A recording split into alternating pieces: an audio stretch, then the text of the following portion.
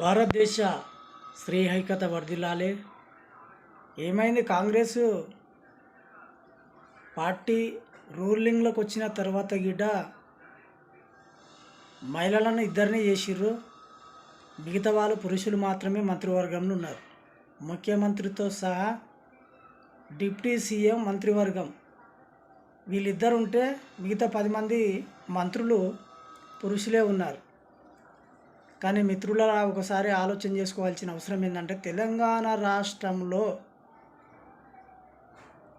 గత స్వాతంత్రం రాకముందటి సంధి స్వాతంత్రం వచ్చిన తర్వాత కూడా ఒక మహిళా ముఖ్యమంత్రిని తెలంగాణ రాష్ట్రంతో పాటు ఉమ్మడి ఆంధ్రప్రదేశ్ ఉన్నప్పుడు కూడా ఒక మహిళా ముఖ్యమంత్రిని చేయలేకపోయారంటే మనం ఎంత దరిద్రులమో ఒకసారి ఆలోచన చేయవలసిన అవసరం ఉన్నది.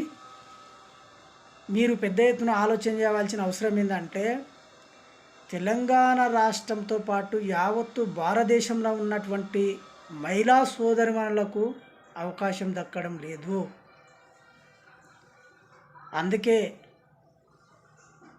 నేను చాలా రోజుల సంది మొత్తుకుంటున్నా అదే, ప్రభుత్వాలు ఏర్పడక ముందు ఒక మాట, ఏర్పడ్డాక ఇంకొక మాట.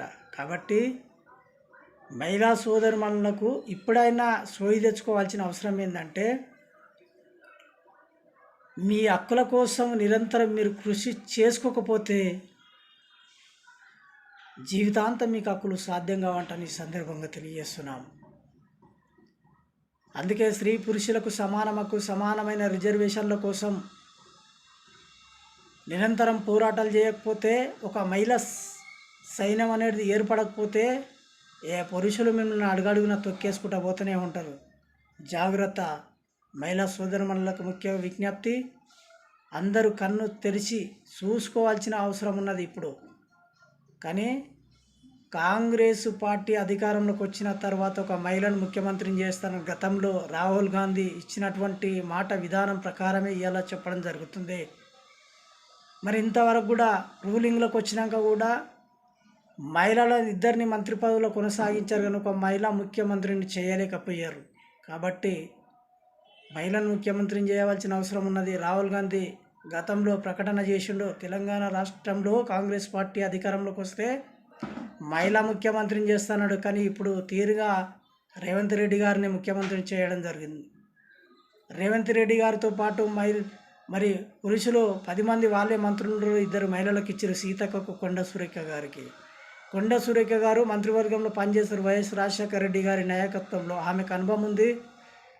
ఇస్తే కొండ సురేఖ గారికి ఇవ్వండి, లేకుండా సీతక్కకి ఇవ్వండి. మిగతా మంత్రివర్గాల్లో మంత్రి పదవులలో ఇంకా ఉన్నాయి. హోంశాఖ ఉన్నది, ఇంకా వేరే శాఖలు ఉన్నాయి. మరి కాంగ్రెస్ పార్టీలో మహిళలు ఎమ్మెల్యే గెలవడం కూడా జరిగింది. వాళ్ళని కూడా మంత్రివర్గంలో తీసుకోండి. సీనియర్లు జూనియర్లు కాదు, మనకు పనిచేసేటోళ్ళే ముఖ్యం. కనుక కాంగ్రెస్ పార్టీ అనేటిదే అట్టడుగు వర్గాలకు సమానం నాయకత్వం వహిస్తుంది అనుకుంటే, మరి మీరే ముఖ్యమంత్రులు, మంత్రులు, డిప్యూటీ సీఎంలు, ఆరోగ్యశ్రీ మంత్రులు, మరి మిగతా శాఖలలో కూడా మీరే, రవాణా శాఖ, ఇతర శాఖల్లో మీరే కొనసాగిస్తున్నారంటే ఇది ముమ్మాటికి తప్పు. అందుకే స్త్రీ పురుషులకు సమానమకు, సమానమైన రిజర్వేషన్ల కోసం నిరంతరం కృషి చేసి తక్షణమే పార్లమెంట్లో ప్రవేశపెట్టిందాకా ఇక ఉద్యమాలు ఆపొద్దంటని ఈ సందర్భంగా తెలియజేస్తున్నాను.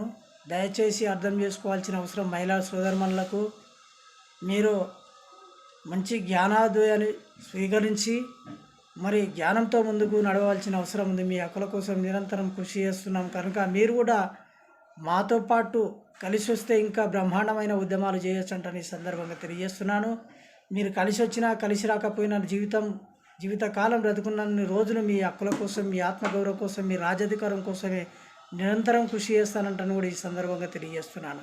ప్రజా సంక్షేమ సంఘం ఆధ్వర్యంలో తెలంగాణ రాష్ట్రంతో పాటు ఏపీ, భారతదేశంలో ఒక మహిళా ప్రధానమంత్రి కావాలి. భారతదేశానికి ఉన్నటువంటి రాష్ట్రాలకు మహిళలు ముఖ్యమంత్రులు కావాలి. భారతదేశానికి ఉన్నటువంటి డివిజన్లకు మహిళలు ఎమ్మెల్యేలు కావాలి. భారతదేశానికి ఉన్నటువంటి డివిజన్లతో పాటు జిల్లాలకు కూడా మహిళా ఎంపీలు కావాలి. మంత్రివర్గంలో ముఖ్యంగా సమానమైన నాయకత్వం వహించాలి.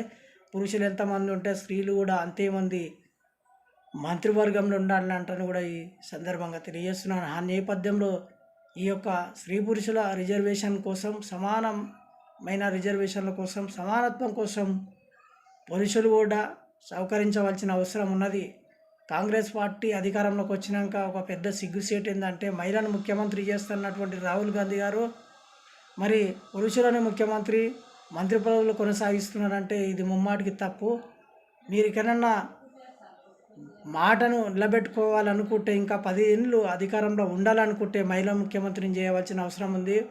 మరి ఏపీలో కూడా తెలుగుదేశం పార్టీ అధికారంలోకి వచ్చిన, వైఎస్ఆర్ కాంగ్రెస్ పార్టీ అధికారంలోకి వచ్చిన, భారతీయ జనతా పార్టీ అధికారంలోకి వచ్చిన, బహుజన్ సమాజ్ పార్టీ అధికారంలోకి వచ్చిన ఒక మహిళా ముఖ్యమంత్రిని చేయరు ఆంధ్రప్రదేశ్లో అంటాను కూడా ఈ సందర్భంగా తెలియజేస్తున్నాను. ఆంధ్రప్రదేశ్లో కూడా నా వీర మహిళలు చాలా వెనుకబడురు, తెలంగాణలో నా వీర మహిళలు చాలా వెనుకబడురు, భారతదేశంలో కూడా